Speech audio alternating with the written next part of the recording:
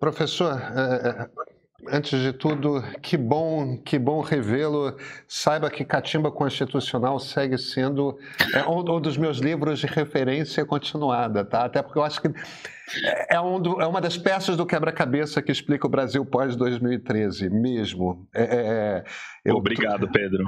Pois é, eu tô falando aqui, para quem não sabe, o professor Rubens Gleiser ele é o responsável por esse achado que é a tradução melhor para a expressão constitutional hardball, que foi cunhada pelo professor, pelo jurista, né, um especialista em constituições comparadas, o Mark Tushnet, professor de Harvard, que bolou essa ideia de constitutional hardball. O hardball é uma jogada de beisebol quando você literalmente joga a bola de forma muito dura para acertar o adversário. É uma jogada dentro das regras, porém profundamente desleal. E a ideia do constitutional hardball, como o professor Mark Tushnet descreveu, é quando dentro das regras você joga no limite do limite do limite do aceitável. E quanto mais você faz hardball, seja no Congresso, seja na Presidência da República, seja no Supremo Tribunal Federal, mais você vai fragilizando as relações institucionais entre os três poderes. Por que você vai fazendo essa fragilização? Você faz essa fragilização porque, no fim das contas, você está se virando para o outro poder e falando, olha, eu vou jogar no limite sempre. E é meio que uma provocação ao outro poder jogar no limite sempre. E, de certa forma, hein, Rubens, a gente está no mundo do hardball, ou, como você bem traduziu, no mundo da catimba constitucional, né? O Supremo está jogando no limite do possível e do legal o tempo todo. O Congresso está jogando no limite do legal o tempo todo.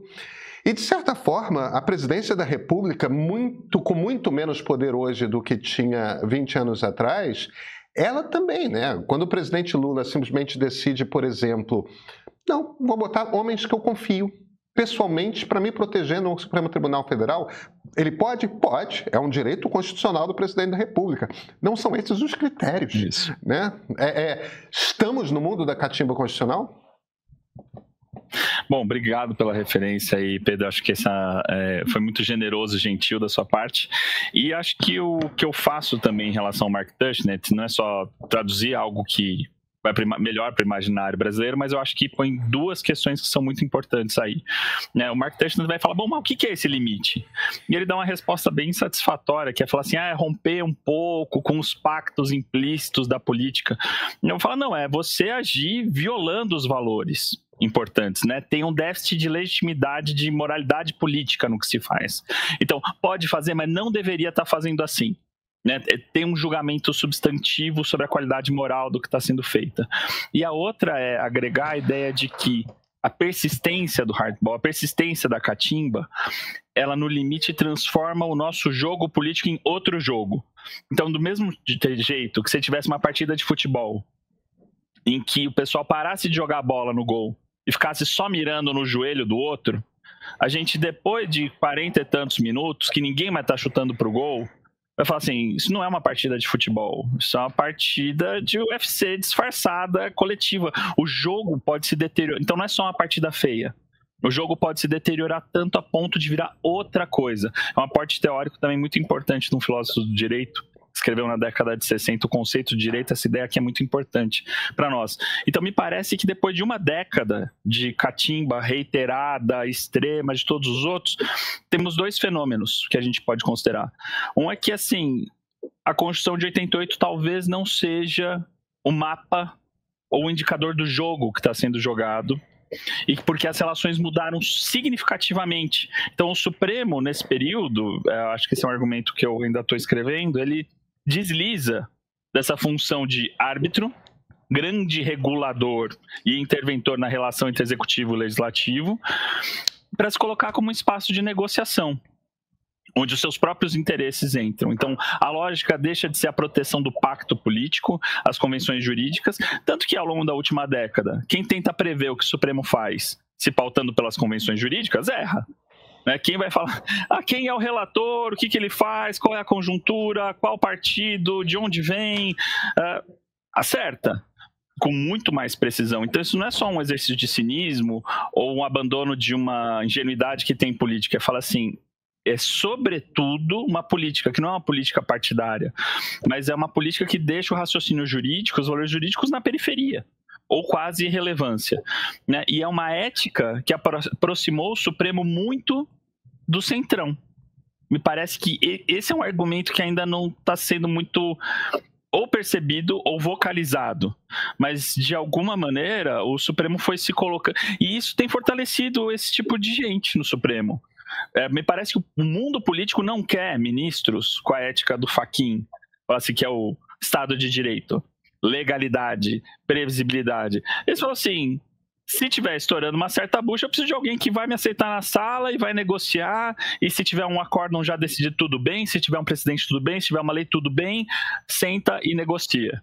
Né? O ministro Gilmar Mendes faz isso, o ministro Alexandre de Moraes tentou fazer isso, o ministro Luiz Roberto Barroso fazia isso, e acho que a aposta do Lula no Messias é um pouco essa, vou colocar alguém que tem generosidade de escuta, que entende, que tem sensibilidade para o mundo político.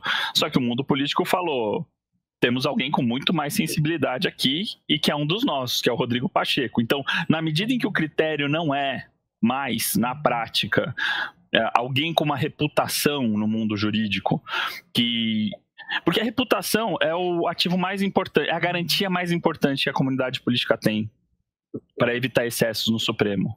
Se chega alguém com uma biografia parruda, essa pessoa passou por vários grupos, ela está inserida em vários meios, essa pessoa não sai fazendo o que dá na telha, essa pessoa não muda de ideia do dia para noite, essa pessoa não faz selvageria porque vai ter um monte de gente ligando falando, escuta, o que você está fazendo? E essa pessoa jogar a reputação no lixo é custosíssimo. Uma pessoa sem biografia faz o que quiser, é um agente livre, é um agente imprevisível. Foi assim com o ministro Marco Aurélio Mello, é assim com o ministro Cássio Nunes, sabe? Sai a indicação do ministro Cássio Nunes. Quem é ele? Eu falei, boa pergunta. Ninguém sabia. Né? E o Jorge Messias carrega um pouco isso, mas tem esse trânsito no mundo político. Mas se é isso, se alguém sem biografia e com alguém com sensibilidade, o Senado tem toda a liberdade de falar. Temos alguém que é melhor nesse ponto. Então me parece que a única saída que o presidente Lula tinha para uma indicação nesse momento era colocar um nome acima de qualquer suspeita. Não foi essa a rota. Há mais coisas entre o céu e a terra do que sonha a nossa vã filosofia. Tem um mistério que vem do arcaico. O cara sai de casa, toma uma condução, ou vem a pé, se trabalha, senta num buraco ou fica em pé, espera começar. Começa! Você pode amar ou detestar, dizer, meu Deus, para que eu saí de casa para isso aí? Vamos embora. Ah, vamos embora. Vamos embora. Ou então, você nunca mais esquece aquilo. Você vai ficando e vai se integrando com aquilo, vai concordando com aquilo. Você chora, você ri até cair, fazer xixi, entendeu? Porque está ali. Onde tem isso? É porque você encontrou um outro ser humano que vai, não sei por que meios, se comunicar com você em algo que talvez você deteste ou ame, ou marque você para sempre. Isso é o teatro.